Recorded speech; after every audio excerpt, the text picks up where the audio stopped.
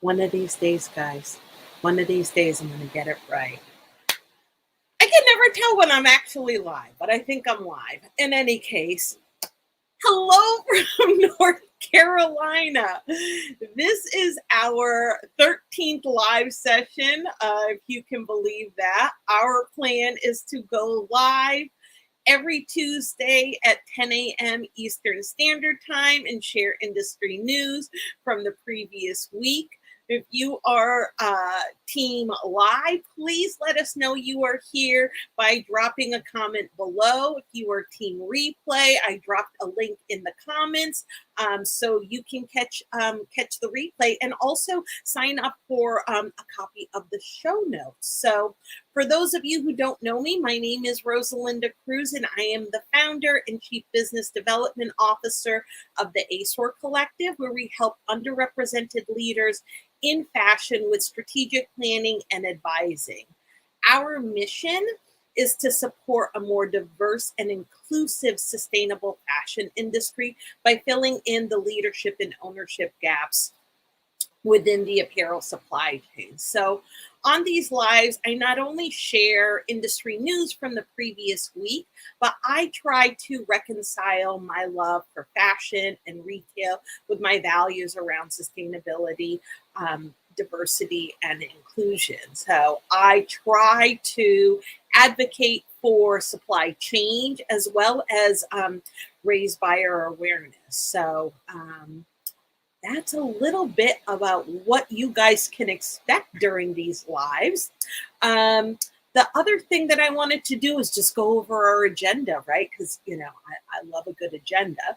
So typically what I try to do is cover any announcements that I may have. North Carolina news. You guys know that North Carolina is the #1 textile producing state in the US. So there's a lot of really great news coming out of here.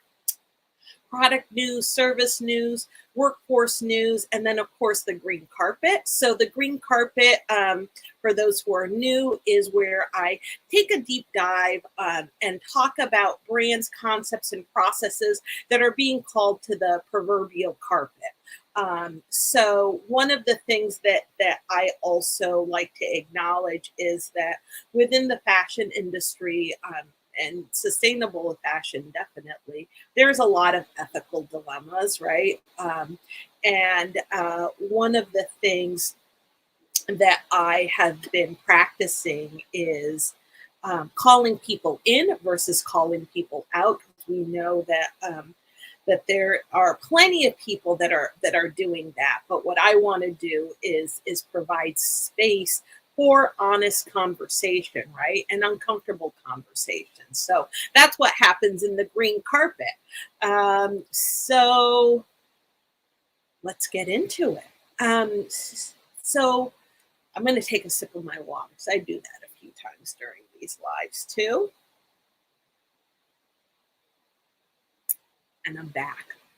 Okay, so announcements. Oh, one thing that I wanted to add was that last week, I attended my first Women of Color in Retail meeting, and it did not disappoint. It was a powerful group of women filled with knowledge and support. It was a very, very engaging hour spent together. I met some really, really incredible women.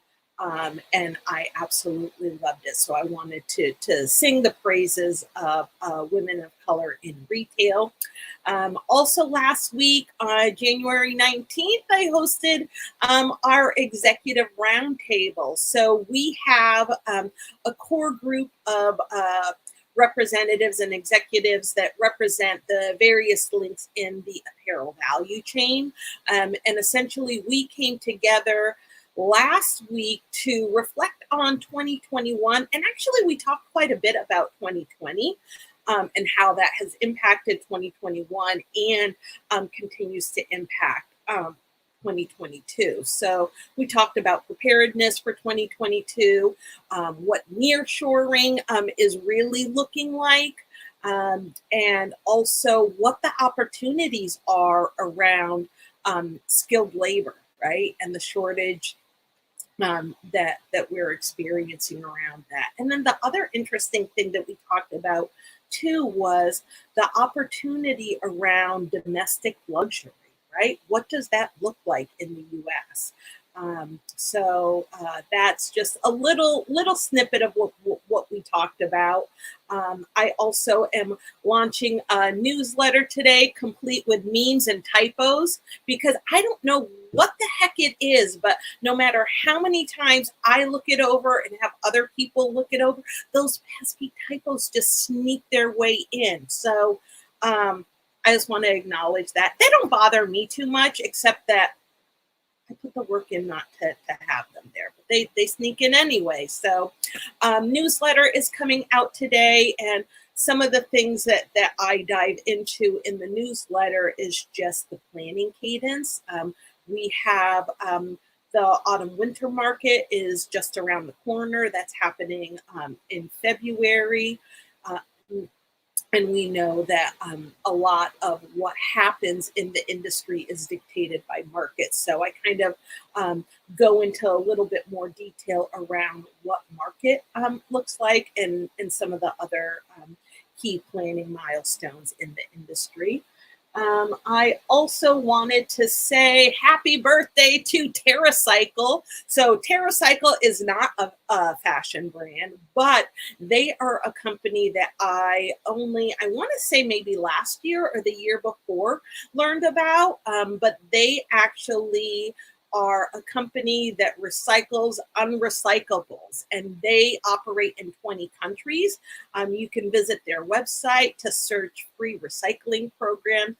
They have partnered with various brands on recycling, like I said, the unrecyclable products. I have not looked at their website in depth recently, but they go into what their recycling process is, where they have collection bins, who their partners are, and it's pretty extensive from makeup all the way to food containers. So it's really, really great. I would say check them out, and happy 19th birthday to them. All right, North Carolina news. I don't remember having any North Carolina news. Nothing there. Industry news. So, Fashion Revolution actually launched a course called the Fashion Data Landscape around understanding and applying data to decision making. So that is a certificate program that's really, really interesting. And I can't remember who they partnered with around this, but that is really great. So if people are interested in applying data to decision making in fashion, check that out. The Ministry of Environment, Forestry, Climate Change in India actually banned a really long list of plastics, which again I thought was fantastic. Some of those things include straws, trays, plastic invitations, and much more. You can check out the link in the show notes to learn more about that. But I feel like that is a great step in the right direction. And also in industry news, Mickey Ornoval, I could never pronounce her last name right, but she was the former CEO of Bonobos, and she is actually leaving to become the Chief Marketing and Communications Officer for a Retirement Investment Service, TIAA. Mickey is an absolute gem.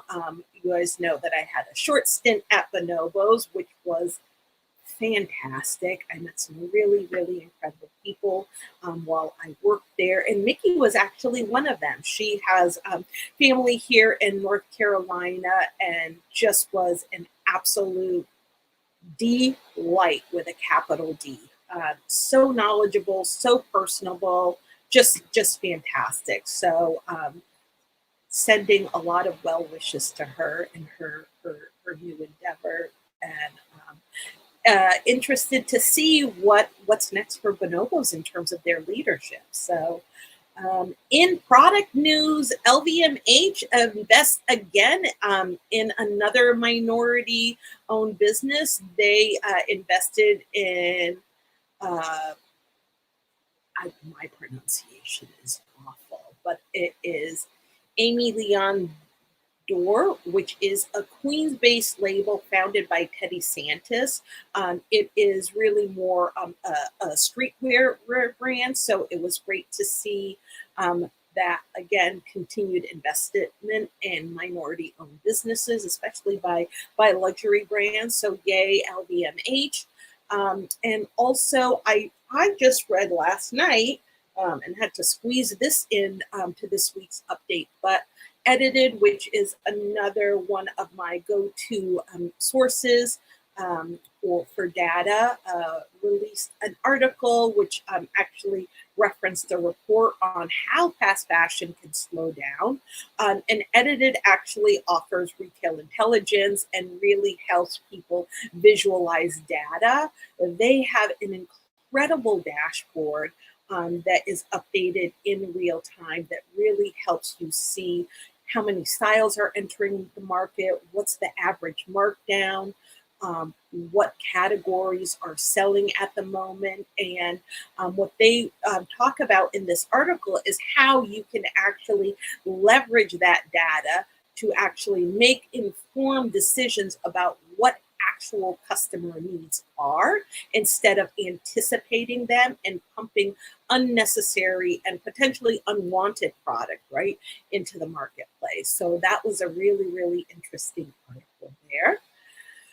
Oh, what else? Another sip of water. So,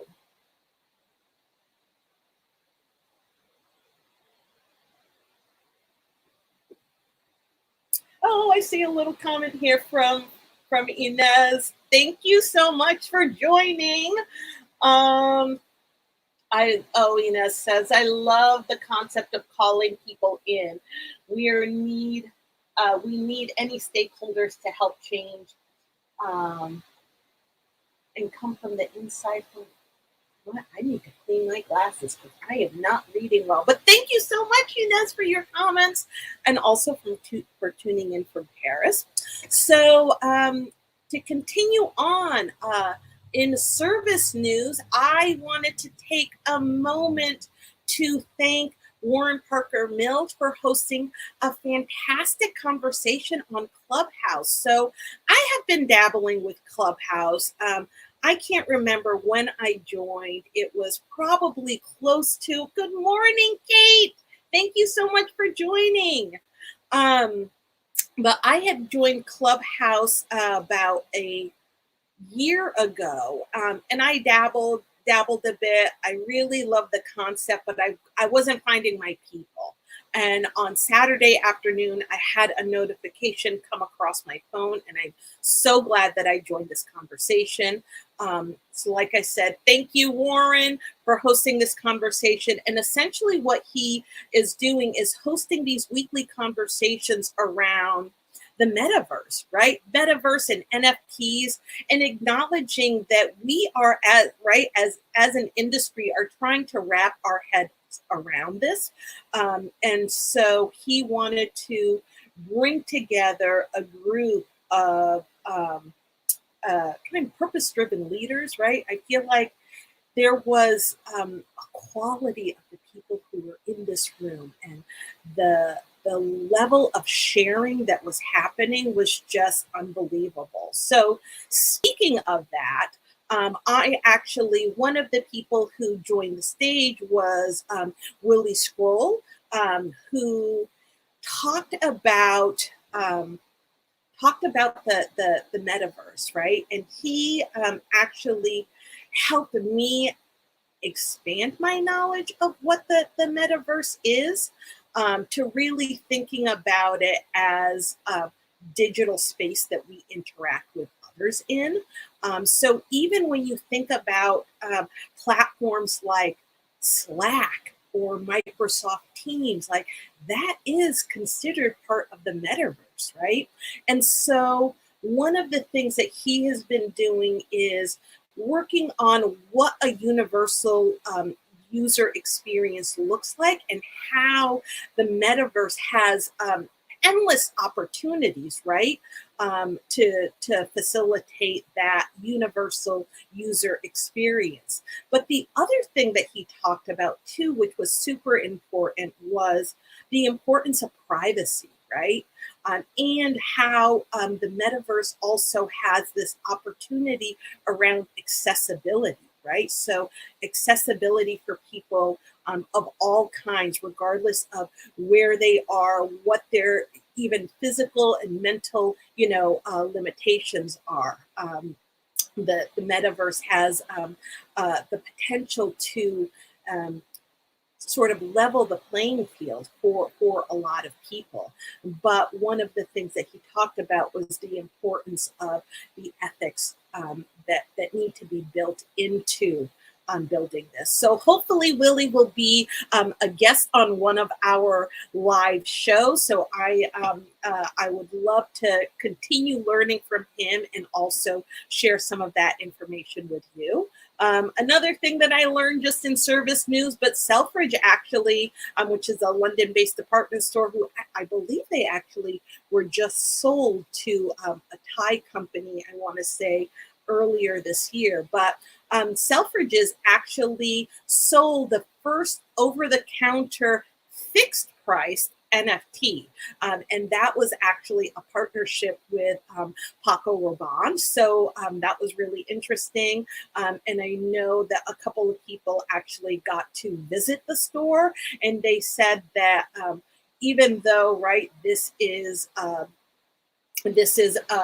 NFT, but the in-store experience was really, really immersive and just beyond gorgeous. So I'm interested to see again how NFTs play a role in the fashion industry. So as you can see, as I'm talking through the service right aspect of our lives, there is a huge merger happening between fashion and technology. It seems to be happening at a super, super fast rate. But I think that it's important for us to try to stay as up to date as possible. And having said that, Amazon also announced just last week that they are going to be launching their first offline shop, and this is going to be called Amazon Style. It's going to be opening later this year in LA, and I'm really interested to see how that comes together. And I'm such an ops person that I'm like, oh my goodness. I was like, they must have a warehouse that they're operating out of that has like a storefront, because one of the things that they talk about is having this personalized shopping experience, but being able to go into the fitting rooms, have the fitting room mirror almost act as a computer so that you can rate styles and also request to try on new styles, and those styles will be brought to your fitting room within minutes. So I know from a retail operations perspective what the back rooms look like with just a handful of product, and it tends to grow rapidly. So they plan on having hundreds of styles, not probably thousands, knowing Amazon. But yeah, so I'm interested to see what the logistics of this is going to look like. In workforce news, Carhartt, I'm sure that you guys have heard about this, but they are a workwear apparel company. They are based out of Dearborn, Michigan, but they actually made a decision last week, or maybe it was the week before, actually, to have its own mandate, vaccine mandate, to ensure workplace safety. And they have been getting some really bad pushback on social media, and some consumers are calling for a boycott of the brand. Also, another thing that I wanted to, I touched on this at the beginning, but I hosted the executive roundtable this week, and one of our conversations was really around nearshoring, right? So um, we all are still struggling with strains on the supply chain. And as a result, right, there has been a lot of information kind of swirling in the news about how brands are making a shift.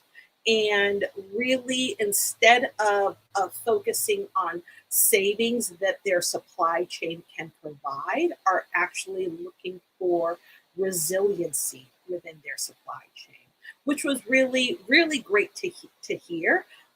But in our executive roundtable, we talked about that. And while there is a lot of energy and excitement around it, there's some challenges, right? The challenges is that even though, right, the, the, the media sound bites are alluding to the fact that, that they want to invest in this having a more nimble supply chain. But the reality is that brands aren't always wanting to pay those prices, right? So there's a lot of inquiry, but there aren't a lot of contracts being signed. So I found that interesting. And another challenge that's actually happening too is skilled labor. So there is still a tremendous shortage around skilled labor. And I am actually really grateful that North Carolina has been doing a tremendous actually amount of work around this. Last week during our live session, I talked about the Carolina Textile District and how they are offering another industrial sewing boot camp. So that is really exciting. They have partnered with local community colleges in North Carolina to provide training for industrial sewers.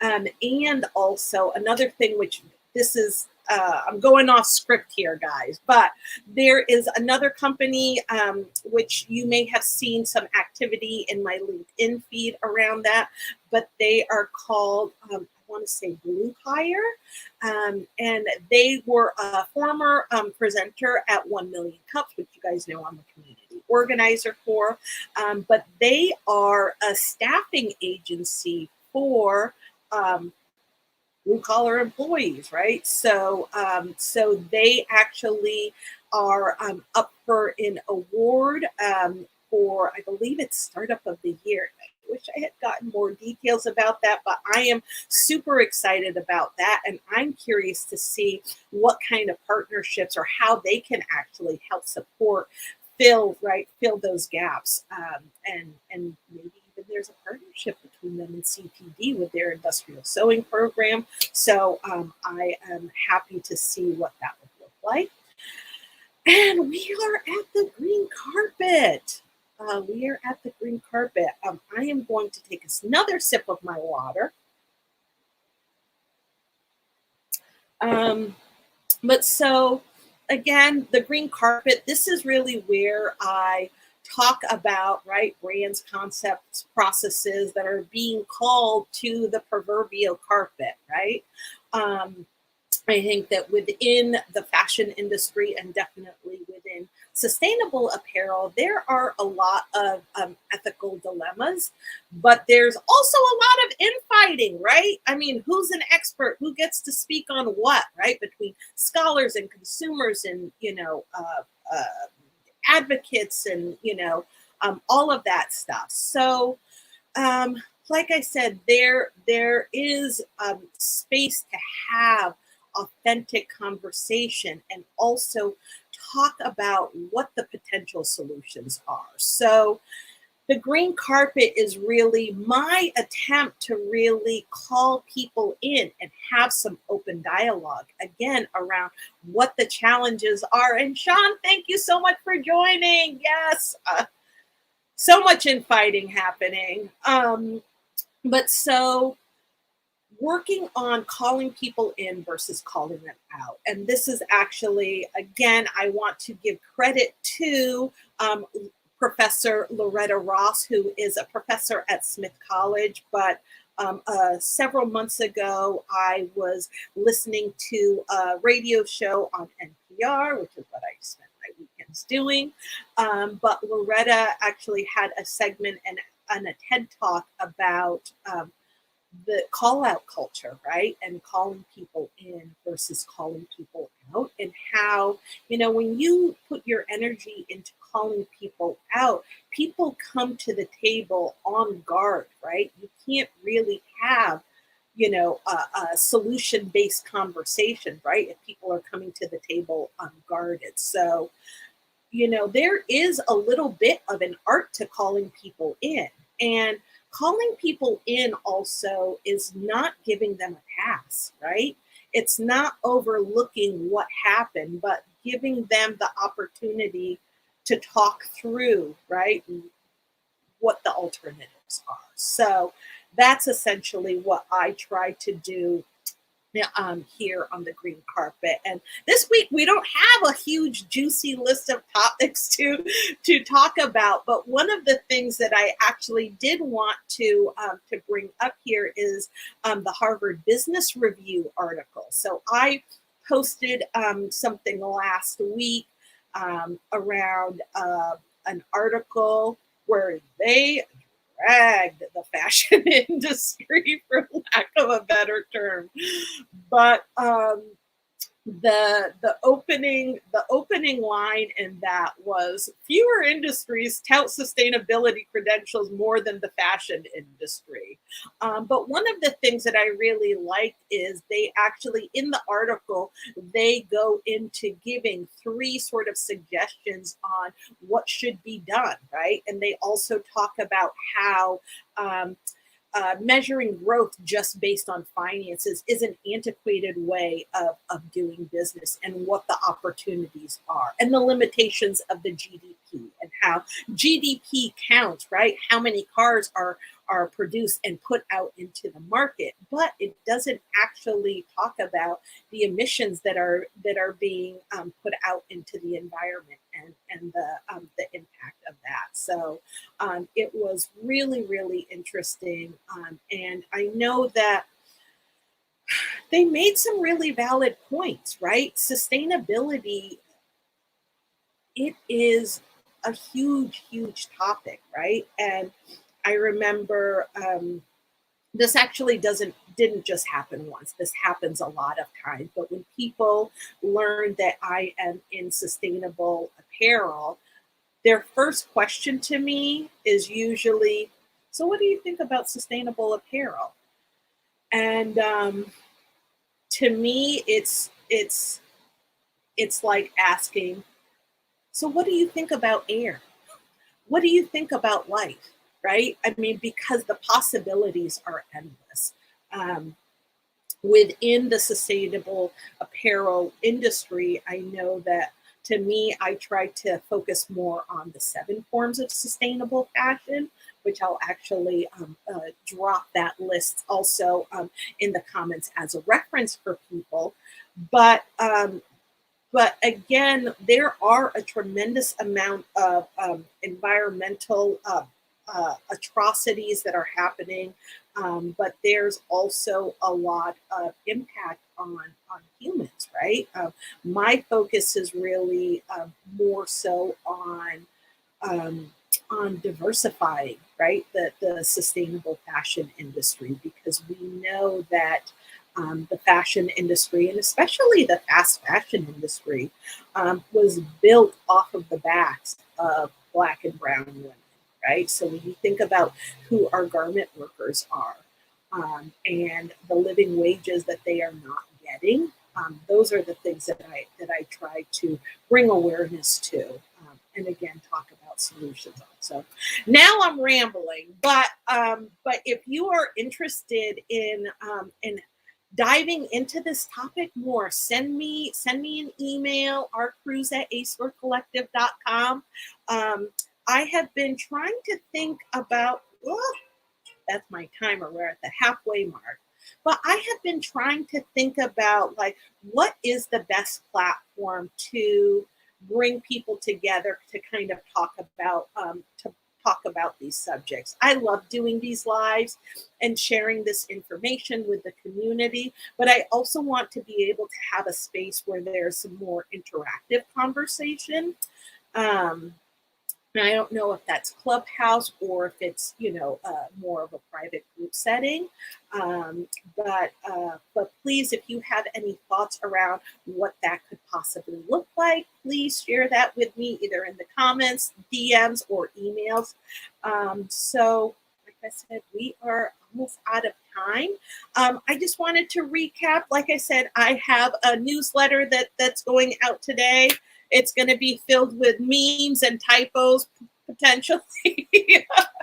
But I think it's going to be a good one. And actually, after this live, I'm going to put the finishing touches on that. So be on the lookout for that. And again, just remember that our mission is to support a more diverse and inclusive sustainable fashion industry by filling in the leadership and ownership gaps in the apparel supply chain. So thank you so much for everybody who joined us. And again, if you are Team Replay, please feel free to share any comments or questions that you may have. And I will see you guys next week, Tuesday at 10 a.m. Eastern Standard Time. Thank you, Inez, Kate, Sean, and the others who also joined us live. I will see you guys next week. Have a great day. Bye.